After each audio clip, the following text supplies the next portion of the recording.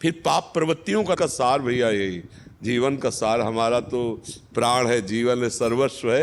अगर ये मान लो आप जैसे कह रहे कुछ अच्छा, तो इसका मतलब है कि हमारे हृदय की तरंग मिल गई।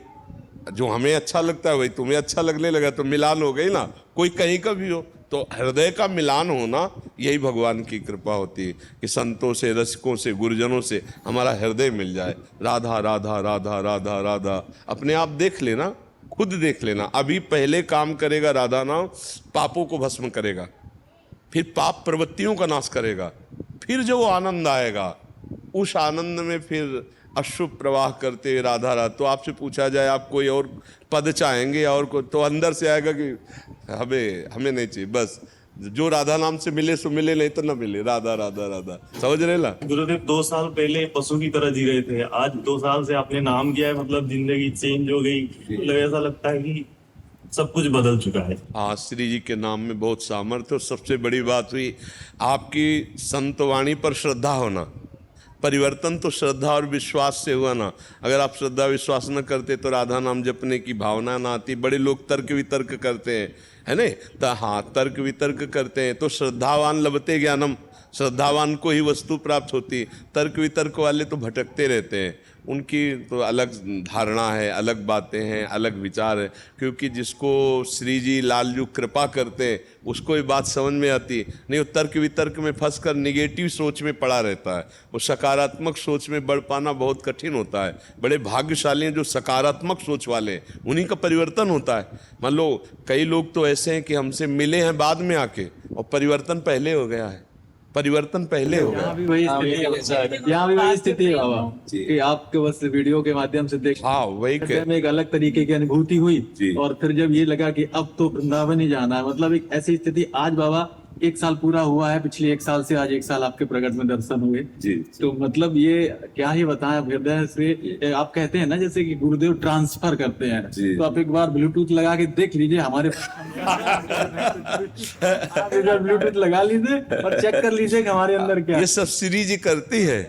हाँ, श्री जी करुणामयी, उन्हीं का बल, उन्हीं का सब कार्य। हमारे में कोई सामर्थ्य नहीं। तो हम तो आप कुछ ही भी नहीं है। साक्षात श्री जी हैं हमारी। हाँ, ये आपकी भावना है।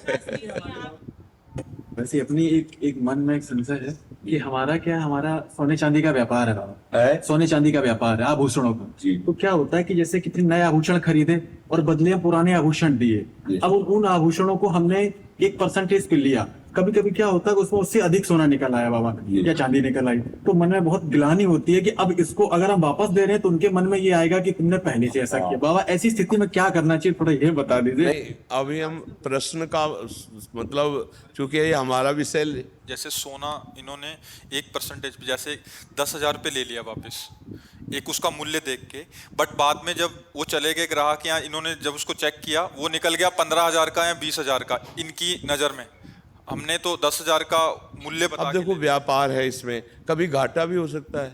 वो रेयर होता है, श्री जी की कृपा से ऐसा नहीं होता। मैं आपको हाँ बताऊं, ऐसा बहुत ही रेयर होता है। लेकिन ऐसा हो जाता है कि मैंने सोना 70% 75% पे ले लिया। अच्छा, उस समय आपको नहीं समझ में आता है। इसलिए क्या होता है कि उसकी प्रक्रिया होती है। अभी आप प्रकट में है, मैंने ले लिया, उसको प्यूरिफाई करा रहे हैं, वो एक अलग व्यवस्था है, वो उनके जाने के बाद होती है, प्रकट में तत्काल नहीं हो सकती। हाँ तो उससे ऐसा करो कि जैसे ऐसे आपको एक्स्ट्रा पैसा लग रहा है ना, तो किसी गौशाला चले गए और जहाँ भूखी गौएं उनको चारा की व्यवस्था कर दी।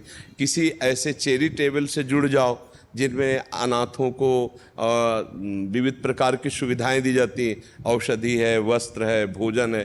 तो ऐसे संपर्क करके जहां जन समाज की सेवा में लगता हो और आप वहां किसी भी तरह का सम्मान सुख न प्राप्त करें तो नेकी कर दरिया में डाल। तो कभी कभी जब ऐसे ज्यादा हो जाए तो ऐसी जगह लगा दिया। तो ऐसा हो ही जाता है क्योंकि एक हाथ मशीन तो है नहीं। हाँ हाँ, तो बहुत बढ़िया रहेगा।